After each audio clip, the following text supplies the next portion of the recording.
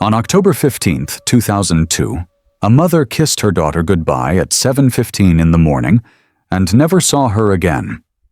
By 4:30 that same afternoon, that mother was screaming her daughter's name in an empty high school parking lot while the sun dropped behind the mountains.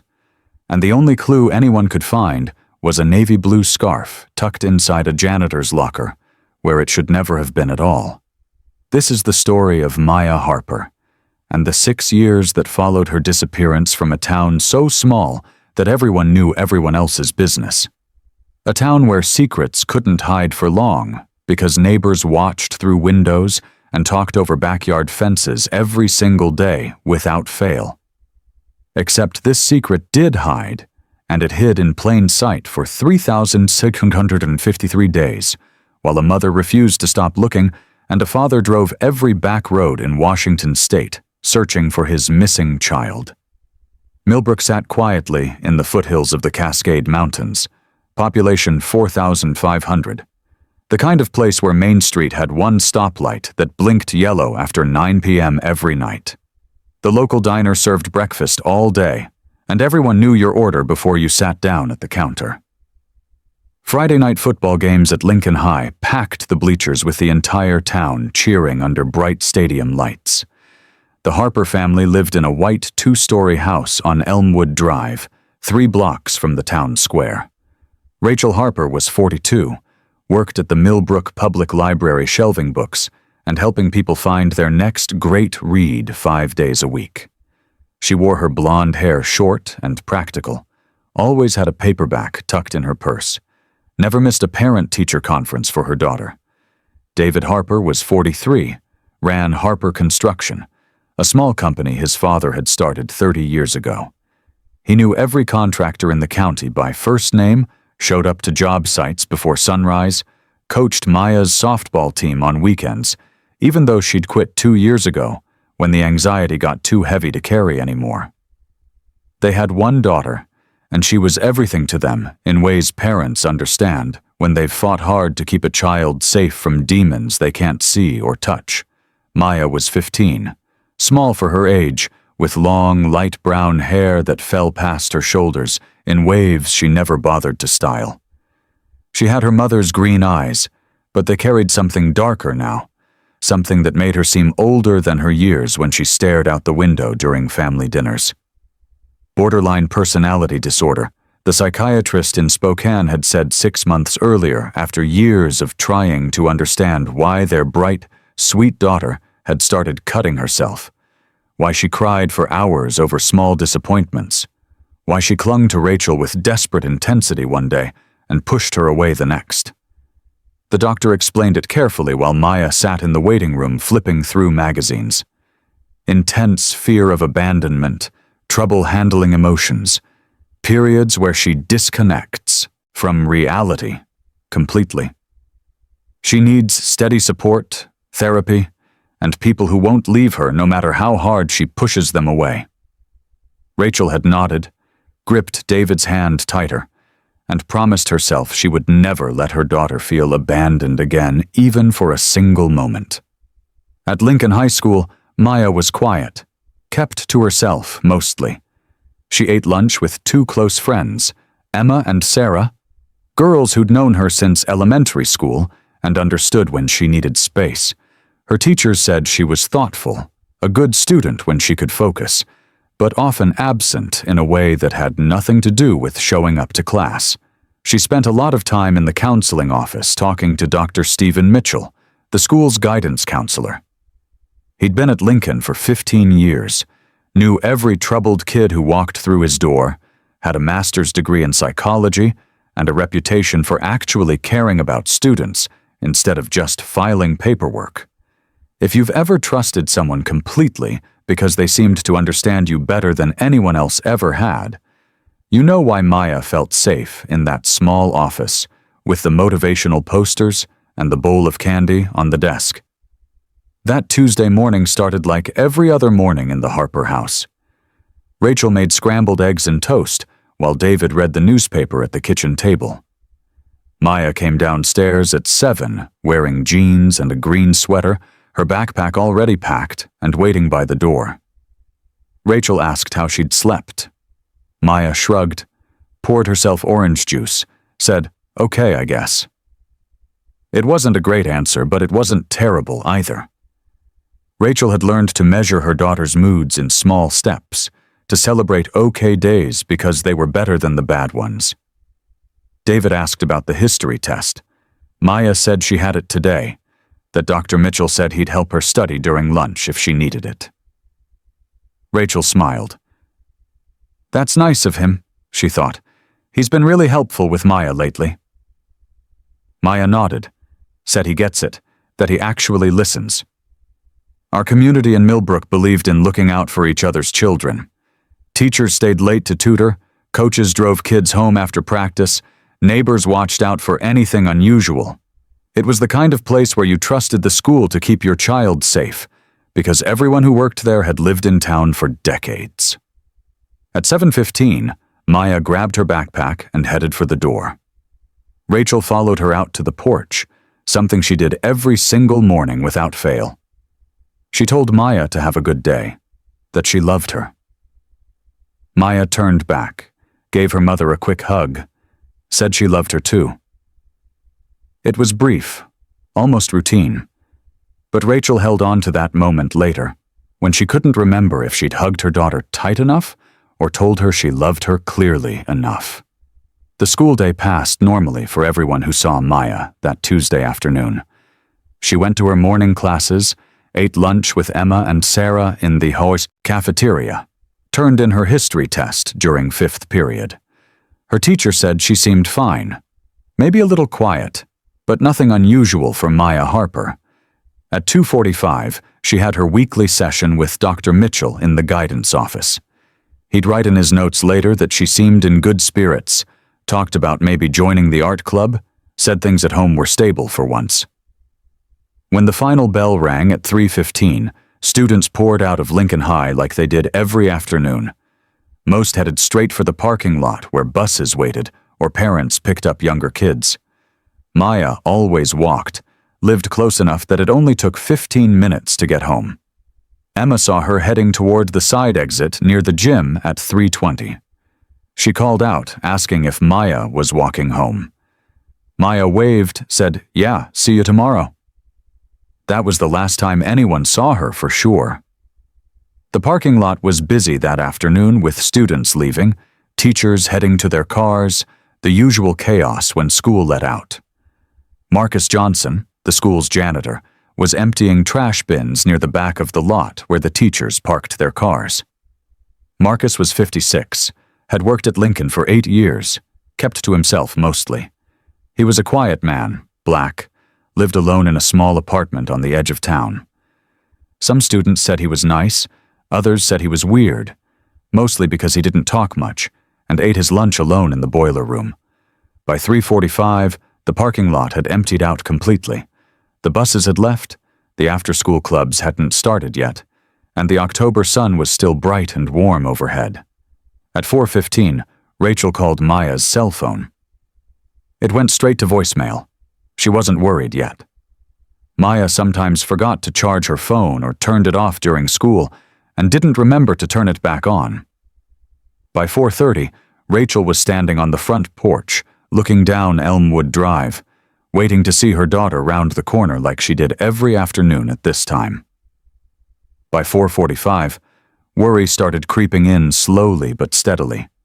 She called Emma, asked if she'd seen Maya, if maybe she was at her house. Emma said no, that she'd seen her leave school like normal, that Maya said she was walking home. Rachel called Sarah next, got the same answer. Neither girl had seen Maya since school ended. At 5, Rachel called David at the office. Her voice was shaking when she told him Maya wasn't home yet, that she should have been there an hour ago. David's voice changed right away. He said he was coming home now, told her to call the school. Rachel dialed Lincoln High, got the after-hours voicemail, left a panicked message. Then she called the main office emergency line. The secretary, Mrs. Patterson, answered on the 3rd ring. Rachel explained the situation fast. Her daughter Maya didn't come home from school today. Could someone check if she's still there? Maybe at a club meeting or something?" Mrs. Patterson's voice went calm and professional. "She said she'd walk through the building," asked Rachel to hold on.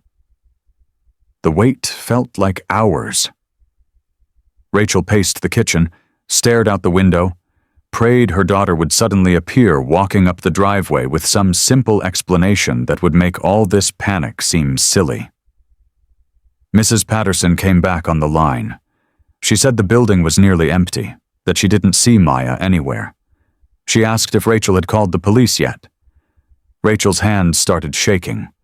She said not yet, that she was hoping Maya was just late or forgot to call. Mrs. Patterson said she thought Rachel should call them now, that she'd check with the teachers who were still there to see if anyone saw Maya leave. At 5:15, Rachel dialed 911. She told the operator her daughter was missing, that she's 15 years old, that she left school at 3:15 and never came home. The operator asked the usual questions in a calm voice. What was she wearing? Does she have any health problems? Has she ever run away before? Rachel answered quickly. Green sweater, jeans, sneakers? She has borderline personality disorder, but she's been stable. She would never run away. She knows we love her. She wouldn't do that to us. Within 20 minutes, 2 Millbrook police cars pulled up outside the Harper house. Officer Tom Bradley, who'd gone to high school with David, walked up the front steps with his partner. He told Rachel they were going to find her, asked her to start with the basics, when she'd last seen Maya. Rachel said this morning at 7:15 that Maya left for school like normal. Tom asked if anyone had seen her since 3:20 when she left the building. Rachel shook her head, tears starting to stream down her face. By 6:00 a search was going.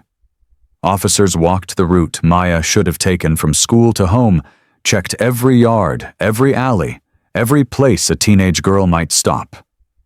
David drove through town slowly, windows down, calling his daughter's name until his voice went rough and hoarse. At 6:30, Dr. Stephen Mitchell called the Harper house. Rachel answered, barely holding herself together. His voice was gentle, concerned, exactly what a parent needed to hear in that moment. He said he'd just heard about Maya, that he was so sorry, asked if there was anything he could do to help. Rachel said she didn't know, that she didn't understand where Maya could be. Stephen said he'd seen her that afternoon during their session, that she seemed fine. She was talking about the future, making plans. He said this doesn't seem like something Maya would do on purpose. Rachel asked if he really thought so. He said he knew so, that Maya loved her parents. Whatever happened, it wasn't because she wanted to leave. Rachel held on to those words like a lifeline thrown to someone drowning. By 8 that night, the search had spread to the entire town. People joined from everywhere, folks from church, neighbors, parents of other students. They walked in lines through fields and woods around Millbrook, called Maya's name into the growing darkness. The temperature dropped as night fell. Rachel stood in the front yard wrapped in a blanket, watching flashlight beams sweep across empty lots. At 9:30, Officer Bradley came back to the house with news that made Rachel's heart stop cold. He said they'd found something in the school parking lot, a navy blue scarf. He asked if Maya owned one like this. Rachel stared at the evidence bag. She said yes, that she'd given it to Maya last Christmas. She asked where they'd found it. Bradley paused before answering. He said in Marcus Johnson's locker in the maintenance room. Rachel repeated the name. Marcus? The janitor? Bradley said yes, ma'am, that they were bringing him in for questions right now. David stepped forward, asked why Maya's scarf would be in his locker. Bradley said that's what they needed to find out. Within an hour, Marcus Johnson was sitting in a room at the Millbrook police station. He looked confused, scared, kept saying he had no idea how that scarf got into his locker. He said he didn't even know that girl, that he saw hundreds of students every day, that he emptied trash and cleaned floors and didn't talk to the kids. But the evidence was there, real and damning. Maya's scarf in his locked storage space where only he had access. Back at the school, Dr. Mitchell stayed late, helping with the search. He talked to officers, gave them Maya's counseling records with permission from her parents, told them about her mental state that afternoon. He said she was stable, that if something happened to her, it wasn't her choice. Maya wouldn't run away. Detective Sarah Chen showed up from the FBI office in Spokane around 10 p.m. She was 38, had worked missing persons cases for 12 years, knew the numbers by heart. The first 48 hours mattered most. After that, the chances of finding a missing child alive dropped a lot with every day that passed. She talked to the Harpers separately, asked gentle but direct questions. Was there any fighting at home? Any boyfriends? Any reason Maya might want to disappear? Rachel answered every question with growing panic. She said no, that they were close, that they talked every day, that Maya told her when she was struggling. She wouldn't do this to us, Rachel kept saying. By midnight, the first search was called off until morning. People went home exhausted. Rachel and David sat at the kitchen table, unable to sleep, unable to do anything except wait. The house felt impossibly empty without Maya there. Her bedroom door stood open, her bed unmade from that morning, her stuffed animals lined up on the shelf exactly where she'd left them. Rachel went upstairs, sat on Maya's bed, held her daughter's pillow close. She whispered into the silence, asking where Maya was, begging her to come home, to please be okay. Outside, the porch light burned bright against the darkness, left on in case Maya found her way home in the night. And in that same darkness, in a house 100 miles away that no one in Millbrook had any reason to search, Maya Harper was waking up in an unfamiliar bedroom with no memory of how she'd gotten there or why her head hurt so badly.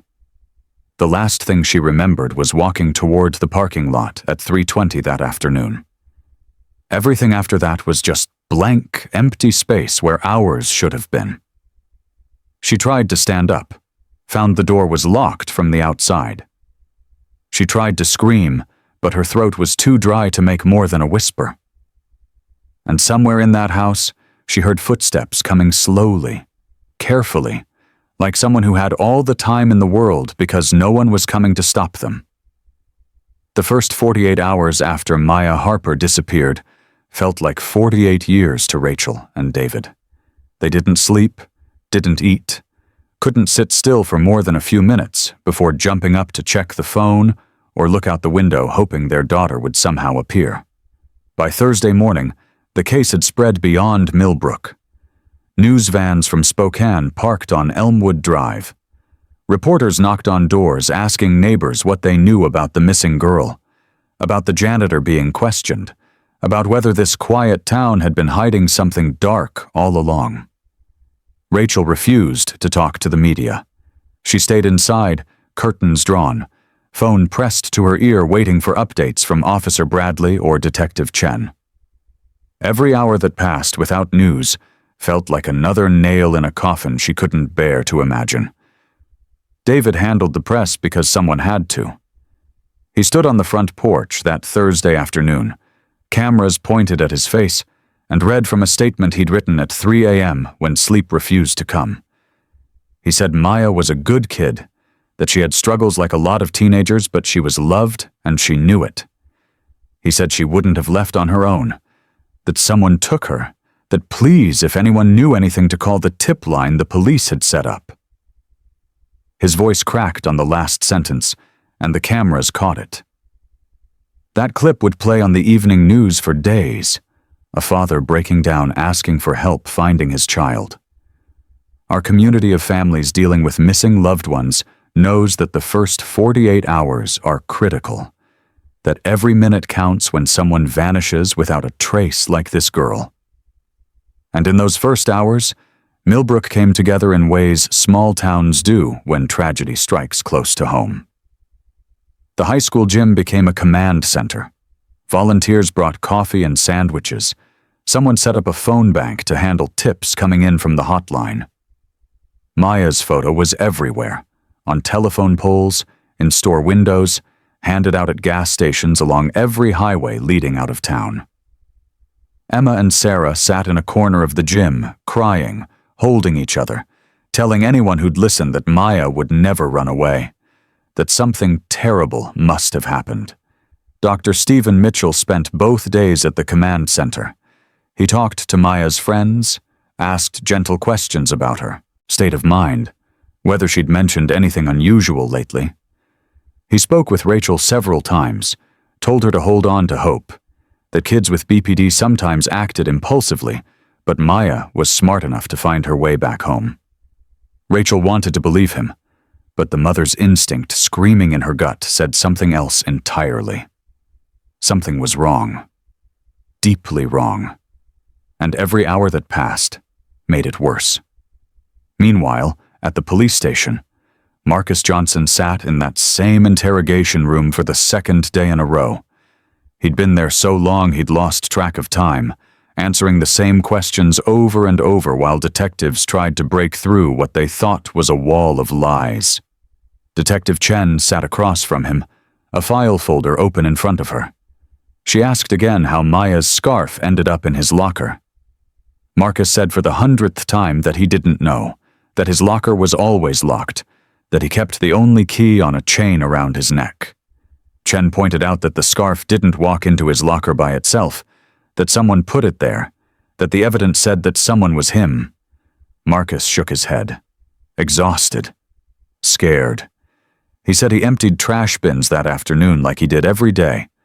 He saw kids leaving, saw teachers heading to their cars, didn't pay attention to any one person in particular because why would he?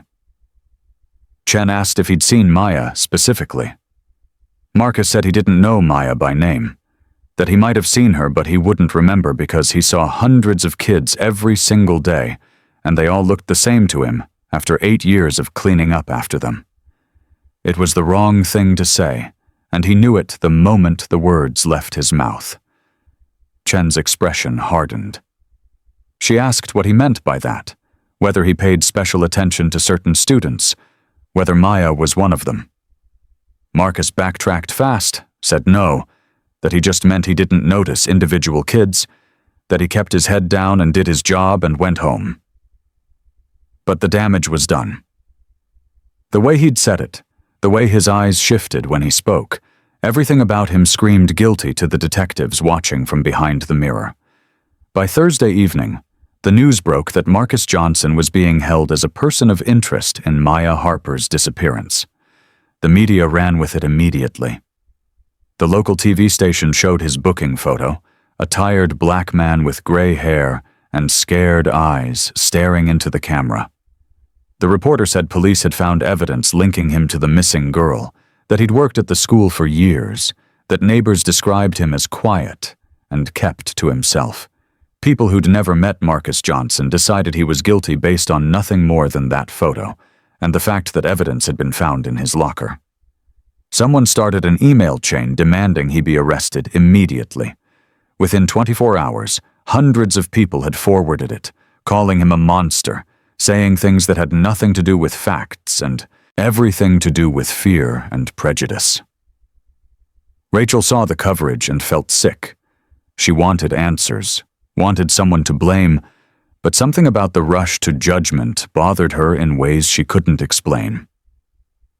She told David that night, sitting at the kitchen table with cold coffee neither of them was drinking, that something felt wrong about this.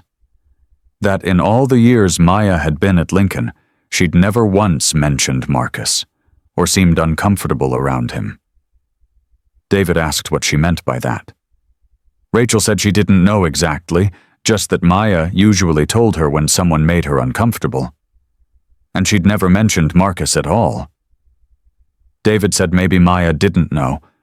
Maybe Marcus was careful. Maybe he'd been watching her for a long time, waiting for the right moment. But Rachel couldn't shake the feeling that something didn't add up right. On Friday morning, Detective Chen came to the Harper house with news. They'd gotten a search warrant from Marcus's apartment. They'd gone through every inch of it, looking for anything that might connect him to Maya. Rachel asked what they'd found, her heart pounding so hard she could hear it in her ears. Chen said nothing. No photos of Maya, no items belonging to her, no evidence that he'd ever had her in that apartment. His computer was clean, no suspicious searches, no history of looking at inappropriate content involving minors. Rachel asked what this meant, whether they still thought Marcus had taken Maya. Chen admitted the case against him was weaker than they'd hoped. The scarf in his locker was still damning evidence, but without anything else connecting him to the crime, they couldn't hold him much longer. David stood up fast, his chair scraping against the floor. He asked how they could even think about letting him go, that their daughter was missing, and Marcus was the only lead they had. Chen said she understood his frustration, but they needed more than a scarf in a locker to charge someone with kidnapping. By Friday afternoon, Marcus Johnson was released pending further investigation. The police made him surrender his passport, told him not to leave town, assigned an officer to watch his apartment. The moment word got out, the town exploded. People who'd known Marcus for years suddenly remembered things that seemed suspicious in hindsight. Someone spray-painted the word "monster" across his apartment door.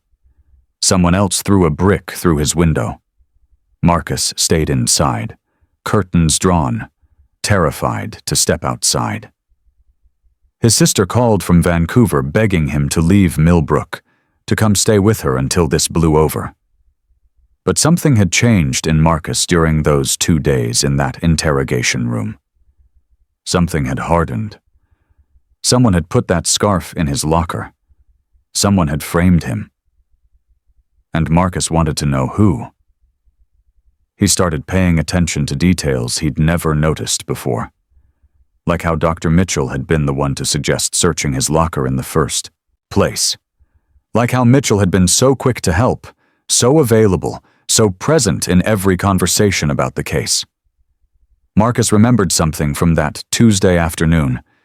He'd seen Dr. Mitchell in the parking lot around 3:30, leaning against his car, talking to someone. Marcus hadn't been close enough to see who, but he remembered thinking it was odd because Mitchell usually left right at 3:15. Marcus called the tip line, left a message about what he'd seen. The operator thanked him and said they'd pass it along to Detective Chen. Nothing happened. By Sunday, 5 days after Maya disappeared, the search efforts had slowed to almost nothing. Detective Chen told the Harpers the case was being classified as a cold case unless new evidence emerged. Rachel refused to accept it. She printed more flyers, drove to neighboring towns, taped Maya's photo to every surface that would hold it. David went back to work because the construction company couldn't run itself, and bills wouldn't stop coming just because their daughter was missing. But his heart wasn't in it. The house felt like a tomb. Every corner held memories of the girl who should have been there and wasn't. Rachel slept in Maya's bed most nights. She told herself it was to feel close to her daughter, but really it was because their own bed felt too empty, too final. If you've ever lost someone and felt them everywhere and nowhere at the same time, you know the specific torture of a house that's become a shrine to absence. Marcus Johnson didn't leave Millbrook like everyone expected. Instead, he did something that surprised even himself. He started investigating. He couldn't go to the police. They'd already decided he was guilty.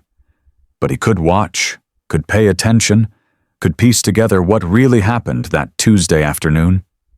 He walked the parking lot every evening after dark. Found 3 security cameras. One pointed at the main entrance, one at the bus loading zone, one at the faculty parking area. Marcus went to the school district office, asked to see the security footage from October 15th. They told him only law enforcement could access that. He asked if law enforcement had requested it. The clerk checked, said yes. Detective Chen had pulled all 3 camera feeds the day after Maya disappeared. Marcus asked if there'd been anything useful on them. The clerk hesitated, then said the faculty parking camera had malfunctioned that afternoon. No footage between 3 and 4 p.m. Marcus felt something cold settle in his stomach. Cameras didn't just malfunction at convenient times. The decade that followed was brutal for everyone involved. Rachel and David's marriage strained under grief that grew heavier with each passing year. Rachel quit her job at the library 6 months after Maya disappeared. She became a ghost in Millbrook, the mother who never stopped looking even when everyone else had moved on. Every few months, she'd print new flyers with age-progressed photos. Maya at 16, Maya at 18, Maya at 21, Maya at 25. Each version showed a stranger who might have her daughter's face. She'd drive to truck stops along Interstate 90, hand flyers to truckers. Ask if anyone had seen this girl. Most people said no. Some said yes, even though they hadn't, because they felt sorry for her. Rachel's blonde hair went almost completely gray by the time she turned 50. David moved slower now. 10 years of grief had aged him beyond his 53 years. They still kept Maya's room exactly as she'd left it, still turned on the porch light every single night. Marcus moved to Vancouver in January 2003, but he didn't stop investigating. He kept a file. Everything he could remember about that Tuesday. Every detail that didn't quite fit. And he kept coming back to Dr. Stephen Mitchell. Detective Chen retired in 2007. The new detective reviewed the file once a year and found nothing new. By 2010, most people in Millbrook had stopped thinking about Maya Harper. The case had become local legend, a cautionary tale parents told their teenagers. But Rachel never stopped. In 2011, she started a small non-profit from her living room, Families of Missing Children. She helped other parents navigate the nightmare she'd been living for 9 years. Marcus, now 64, and working at a warehouse in Vancouver, never stopped investigating either. He'd taken early retirement in 2010, used his free time to dig deeper. In 2011, something broke open. A co-worker mentioned visiting family in Spokane. Said her sister's colleague Linda Patterson seemed nervous all the time, jumpy, like she was hiding something. She'd been living alone in Spokane since moving there from some small town years ago. Marcus asked what town.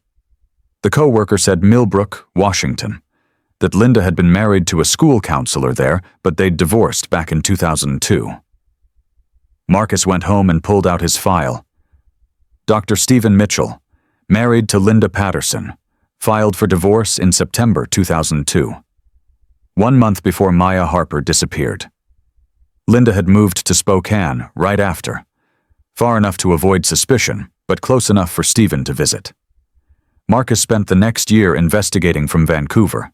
He tracked down Linda's address through public records, started driving down on weekends, parking down the street, watching. The house looked normal at first. But over months, Marcus noticed patterns. A blue Honda Civic that visited every few weeks. The same car Stephen Mitchell had driven in 2002. A young woman who sometimes came out to get the mail, always looking nervous. Marcus had been staring at age-progressed photos of Maya Harper for 10 years. He knew that face even though she was now 25 instead of 15. In October 2012, Marcus got the proof he needed. The young woman came out to water plants on the porch. Marcus took photos with a telephoto lens. The resemblance to Maya Harper was unmistakable. Marcus called the FBI field office in Spokane, left a detailed message with everything he'd found. The house address, the photos, the connection between Stephen Mitchell and Linda Patterson, the convenient divorce 1 month before Maya disappeared. This time, someone listened.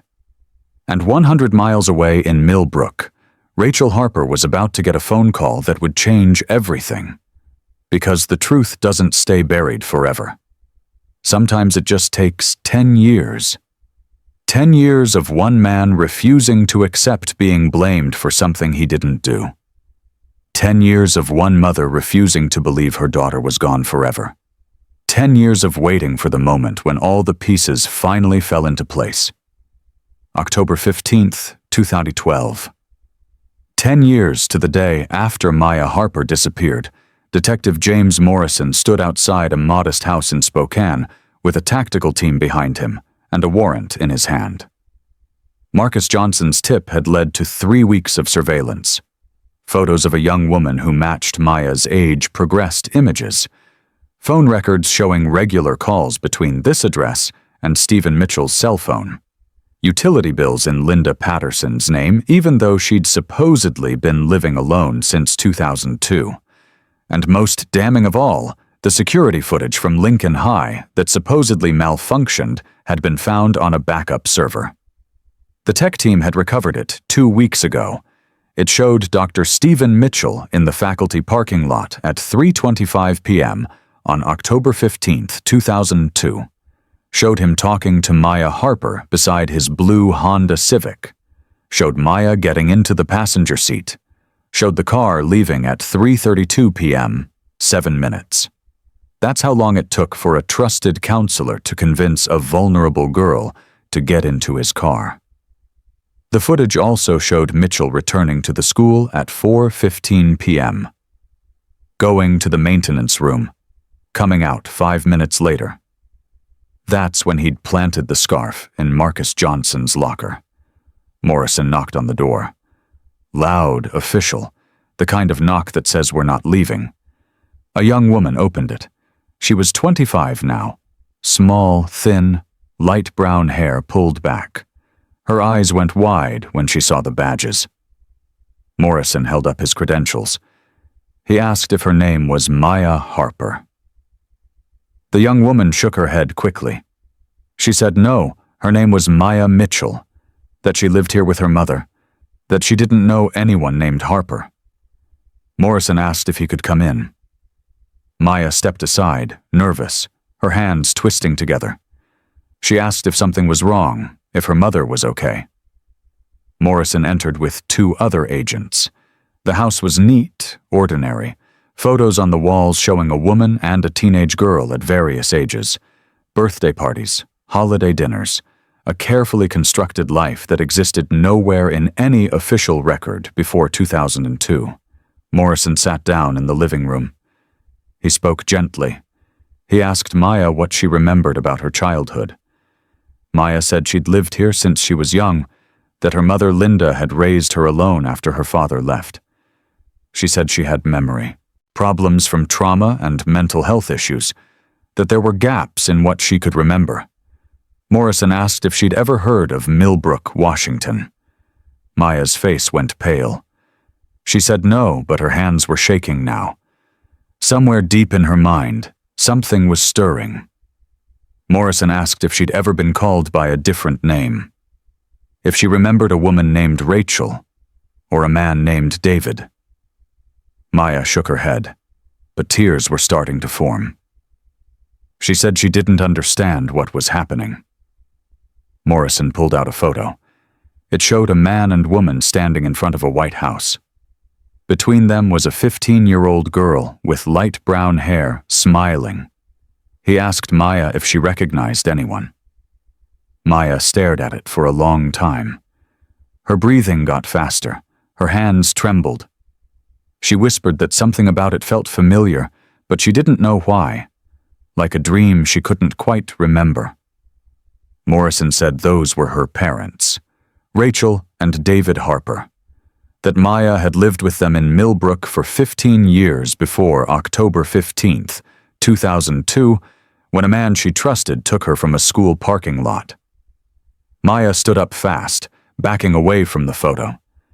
She said that wasn't true, that her mother was Linda Mitchell, that Linda had raised her, that she'd never been taken from anyone. But even as she said it, fragments were breaking through. The smell of scrambled eggs. A voice singing softly, strong arms lifting her onto a swing, a man with kind eyes teaching her to play guitar. Morrison kept his voice steady. He said he knew this was hard, that 10 years of believing one thing couldn't be undone in a single conversation. But the woman she called mother had helped kidnap her. The man she called father had drugged her and driven her to this house. Everything she'd been told about her life was a lie designed to keep her compliant. Maya sat down hard on the couch. She was crying now, quiet tears streaming down her face while her entire world cracked apart. She asked in a small voice if her real parents had looked for her. Morrison said yes. That Rachel Harper had never stopped searching.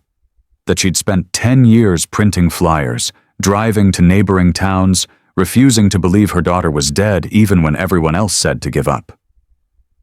Maya asked if they still wanted her back after all this time. Morrison's voice was gentle. He said they'd been waiting for this moment for 3,653 days. That they loved her and had never stopped loving her. Maya sat in silence for a long moment. Then she asked where Linda was.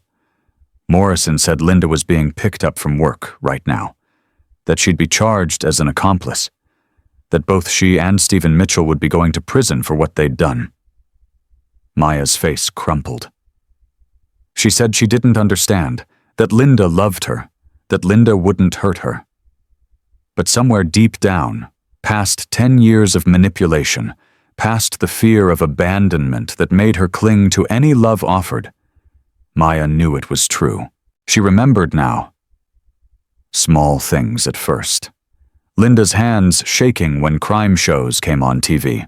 Stephen's sharp voice when Maya asked too many questions about her childhood.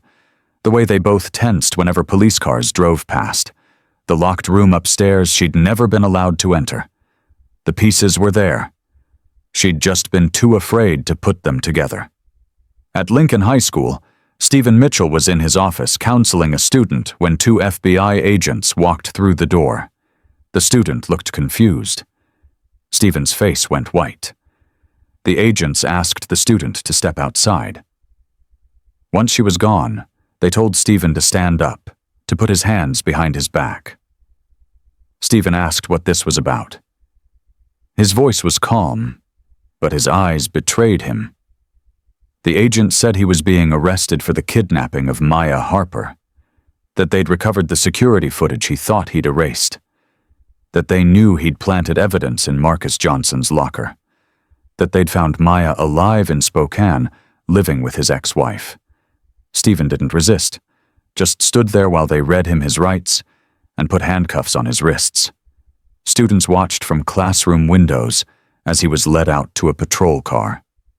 The guidance counselor who'd helped so many kids, who'd been trusted completely, was being arrested for kidnapping. The news spread through Millbrook like wildfire. By evening, every TV station in Washington was covering it. Maya Harper, missing for 10 years, had been found alive. She'd been living 100 miles away with her high school counselor and his ex-wife, who'd planned the kidnapping together. Rachel Harper was at home organizing files for her nonprofit when Detective Morrison called. She answered on the second ring, expecting another parent asking for help. Morrison said her name, and Rachel knew immediately from his tone that something had changed. She asked what happened, if they'd found something, her heart pounding. Morrison said they'd found Maya, that she was alive, that she'd been in Spokane this whole time with Stephen Mitchell and Linda Patterson. Rachel dropped the phone. Her legs gave out. She sat down hard on the kitchen floor with her hand over her mouth, trying to breathe through the shock. David came running from the other room, saw his wife on the floor, grabbed the phone. Morrison repeated it. Maya was alive. They'd found her. She was safe. David couldn't speak, could only nod even though Morrison couldn't see him.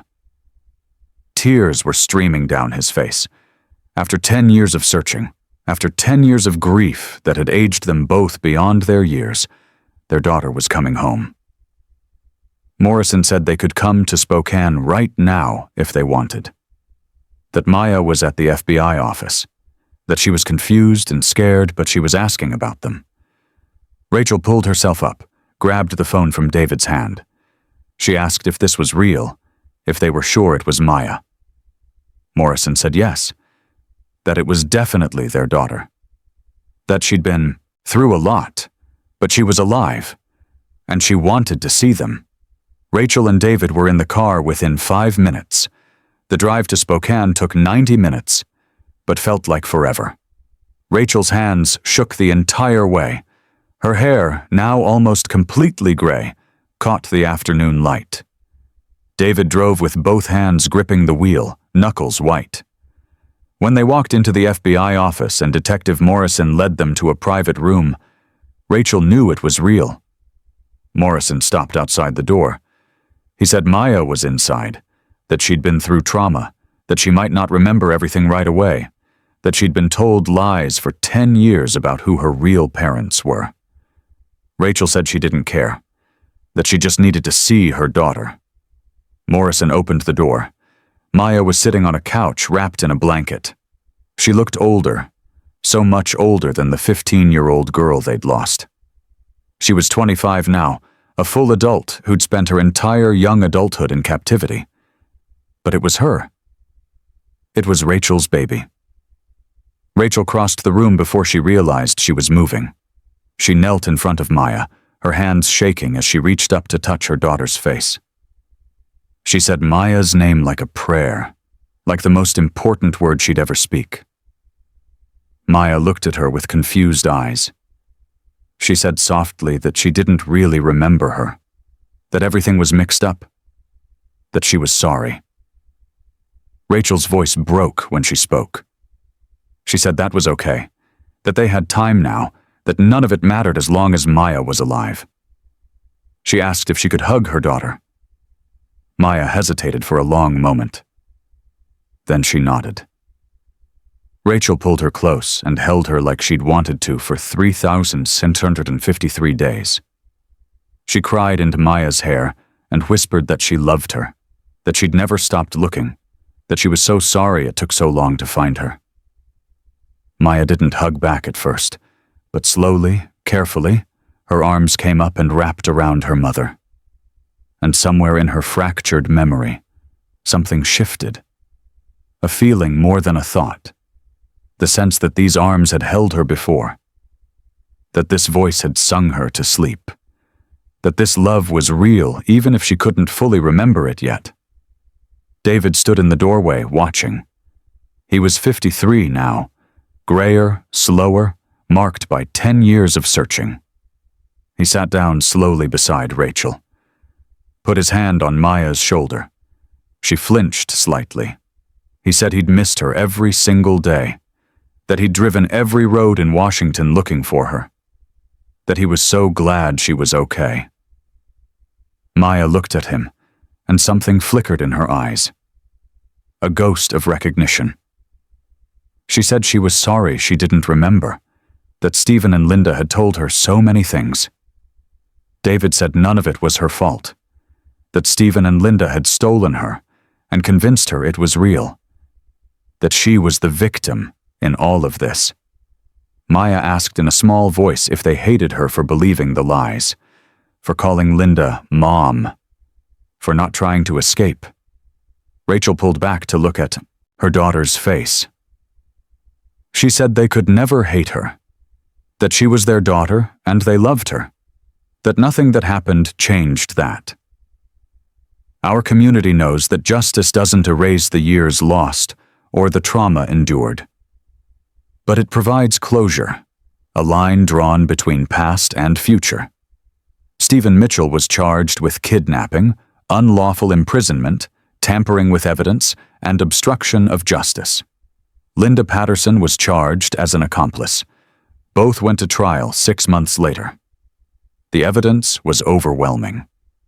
The recovered security footage, phone records, financial records showing Linda renting the Spokane house 1 month before Maya disappeared. Testimony from Marcus Johnson about seeing Stephen in the parking lot. Testimony from Maya herself about 10 years of manipulation and lies.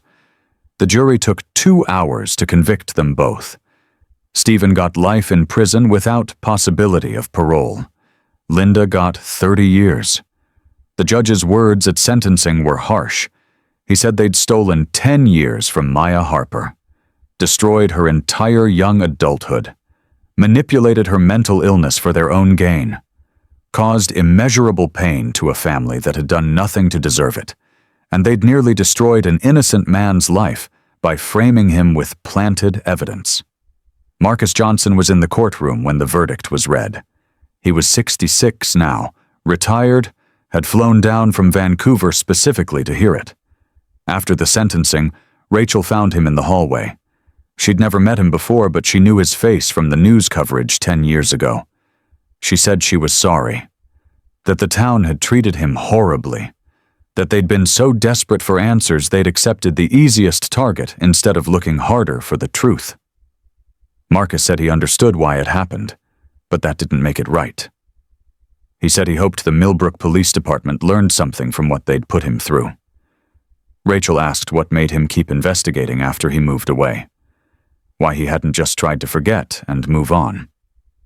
Marcus said because someone needed to care about the truth, that if he'd let it go, Maya would still be in that house believing lies, that sometimes the person everyone ignores is the only one actually paying attention. Rachel hugged him, thanked him for not giving up when everyone else had.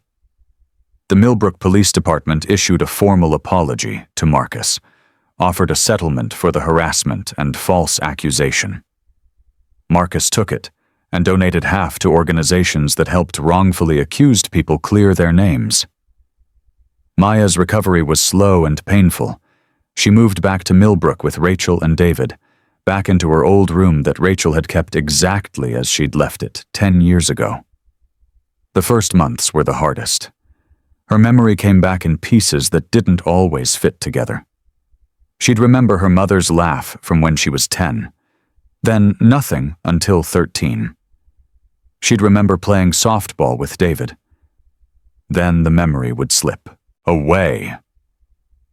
The BPD that had made her vulnerable to Stephen's manipulation made recovery even harder.